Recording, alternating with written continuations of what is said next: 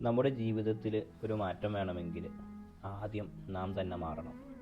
പരിശുദ്ധ ഖുർആൻ പറയുന്നുണ്ട്, ഇന്നല്ലാഹ ലാ യുഗയ്യിറു മാ ബിഖൗമിൻ ഹത്താ യുഗയ്യിറു മാ ബി അൻഫുസിഹിം.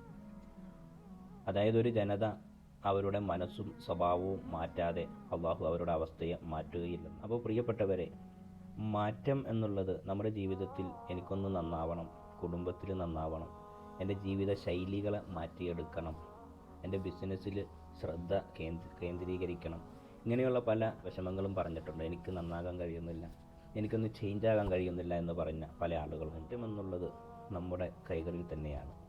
അതായത് നമ്മുടെ ചിന്തകൾ, നമ്മുടെ പ്രവൃത്തികൾ, നമ്മുടെ ശീലങ്ങൾ, ഇതിലൊക്കെ ചെറിയൊരു മാറ്റം വരുത്തി കഴിഞ്ഞാൽ തന്നെ നമ്മുടെ ജീവിതത്തിനെ മാറ്റിമറിക്കാൻ സാധിക്കും.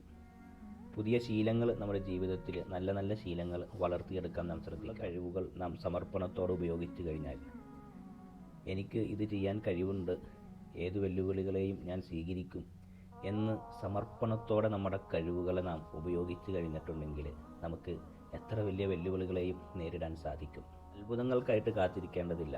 നമ്മുടെ ചിന്തകൾ, പ്രവർത്തികൾ, ശീലങ്ങൾ ഇവയിലൊരു ചെറിയ മാറ്റം വരുത്തിയാൽ മതി. ജീവിതത്തിൽ ദിവസവും ഒരു 10 മിനിറ്റ് നേരം പുതിയ നന്മയുള്ള ശീലങ്ങളെ പതിവാക്കാൻ ശ്രമിക്കുക. ഒരു വർഷമാകുമ്പോഴേക്കും നമ്മുടെ ജീവിതം മാറ്റിമറിക്കാൻ നമുക്ക് സാധിക്കും. അങ്ങനെ നല്ലൊരു ജീവിതം പടുത്തുയർത്താൻ അള്ളാഹു തൗഫീക്ക് നൽകി അനുഗ്രഹിക്കുമാറാവട്ടെ.